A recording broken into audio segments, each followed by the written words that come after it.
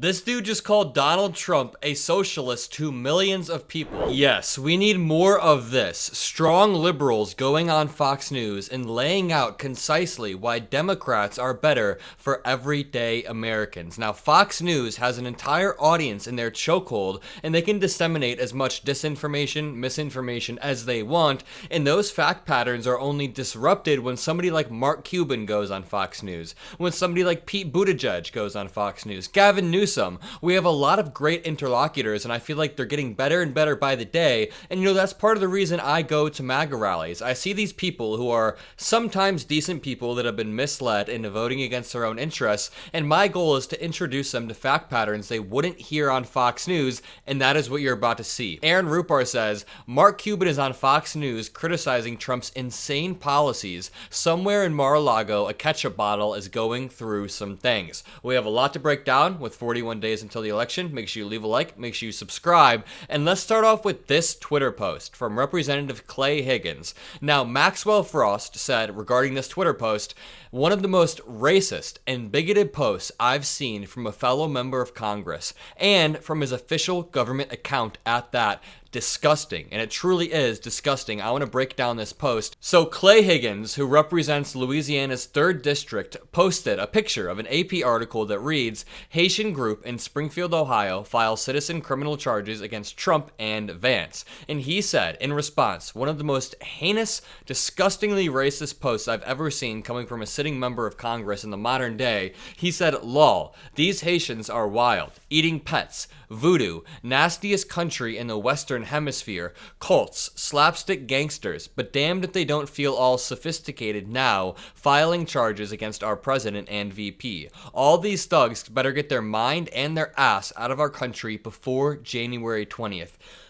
Lord have mercy, there's so much to break down here. So this last line sounds like a direct threat. All of these thugs better get their mind right and their ass out of the country before January 20th. Let me point out, many of these Haitian migrants are here legally. All of them are here legally, but many of them were legalized under the Trump administration. The Trump administration expanded the federal program that allowed these Haitian migrants to come here legally and live their lives, and now Clay Higgins is going to use a threat of violence via Twitter to try to get Haitian people to move out of our country after they built a life here. And let's just start from the beginning. None of what he's saying is true right here. They did not eat pets. The voodoo is not true. It is not the nastiest country in the Western Hemisphere. These are all stereotypes that only someone who's never left Louisiana would believe. He then said slapstick gangsters, but damned if they don't feel all sophisticated now. I feel like the use of the word they would be super racist if you heard him say it out loud. He'd be like, they filing charges against our president and VP. Yeah, because these Haitian migrants have had to deal with bomb threats, have had to keep their kids inside, and then coming down to this threat. We have heard Trump say before, verbatim, it's going to be bloody. Getting migrants out is going to be bloody. It's going to be a bloody process, and that rhetoric perfectly aligns with this clear threat that Clay Higgins is making here. And if you watch my channel a lot, you know that I always say, how would we deport 15 to 20 million immigrants without, number one, making it a bloody process, which Trump has admitted it would be, without two, accidentally deporting American citizens, without three, tanking the economy, without four, using up police resources on stuff that doesn't matter, and then criminals like Trump would be able to run rampant. I mean, it's all so insane. But here is a refresher. Mark Cuban calling Trump's policies out as insane on Fox News. I really hope Trump was watching this, and I really hope there are condiments splattered all over the wall in Mar-a-Lago. Take a listen. Mark, you argue that, and it's always good to have you, you argue that Donald Trump's are particularly, I think you used the word insane. What did you mean by that? Yep. Well, first of all, strategic tariffs aren't bad. So if a company's trying to dump, or a country's trying to dump in the United States and we have a manufacturer there, tariff them, that's great. But across the board tariffs, 10 or 20% is just inflationary. It's a tax on the American consumer. But to make matters even worse, and what's truly insane, when you threaten a legendary company like John Deere with a 200% tariff if they move, but only a 10 or 20% tariff on China, what you're doing is you're making it easy for the Chinese competitors to take business away from John Deere. That is the definition of insane. A lot of your business colleagues say the definition of insane is supporting Kamala Harris, yet you do. You're a smart, savvy businessman. You came from nothing to be a multi-billionaire, so you're pretty good at what you do. What do you see in her that you don't see in Donald Trump?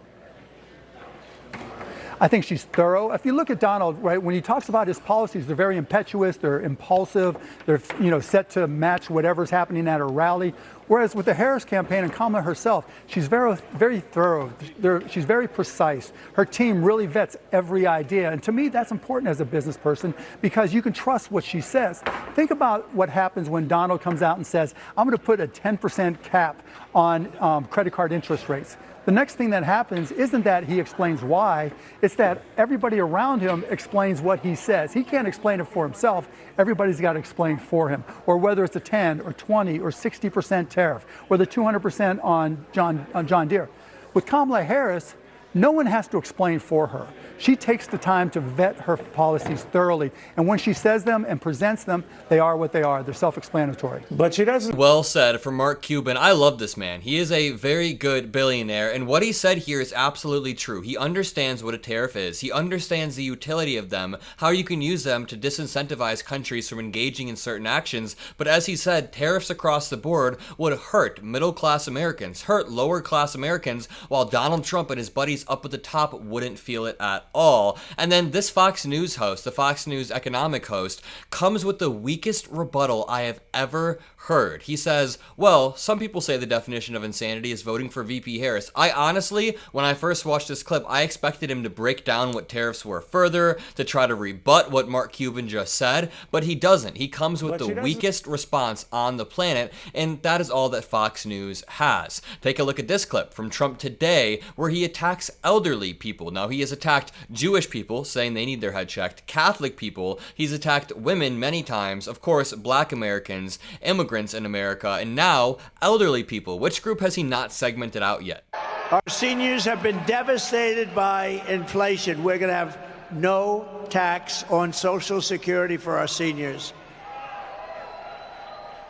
If any senior doesn't vote for Trump, we're going to have to send you to a psychiatrist to have your head examined. I mean, he also talks about Muslims in America this way. He talks about mothers this way. I think the next group he's going to target is probably going to be babies or something like that. And here's J.D. Vance saying that professors are the enemy. And what we need to realize is this type of rhetoric does not resonate with the average person. They don't want to hear about how professors are the enemy and how everything around them is rigged. I think in this movement of national conservatism, what we need more than inspiration is we need wisdom. And there was a wisdom in what Richard Nixon said approximately 40, 50 years ago. He said, and I quote, "The professors are the enemy." Richard Nixon, that is who you are going to cite about the lack of utility of professors. Nixon, he could have learned a few things from those professors himself. I have one more clip to play for you of Mark Cuban obliterating Trump on CNN. In a recent Harris campaign call, you compared policy proposals made by Trump to those from independent Senator Bernie Sanders, who's a socialist. What do you mean? Well, it was a race for socialism, right? Bernie said that credit card companies should cap their rates, their interest rates at 15%. Donald Trump, being the socialist that he is, had to beat Bernie. So Donald Trump went out and recommended that interest rate caps be set to 10%. The fact that he's even suggesting price controls and price caps is socialism 101. You haven't heard that from the vice president. You have heard that from Donald Trump. Well, then how do you interpret? How do you interpret what she's doing in terms of price gouging, taking on price gouging by food companies? Because a lot of critics have said that that is a form of price controls. I'm glad you asked me that, Jake, because taking on price gouging is not price controls. She's not saying what the price of tomatoes should be. What she's saying is when there's a crisis, and there will be other crises, there'll be hurricanes, there'll be tornadoes, there'll be floods, there'll be other disasters. And when those disasters happen, she wants to be in a position to be able to say, no, you can't jack up those prices by 40%. You have to stay within a particular realm, a particular guideline.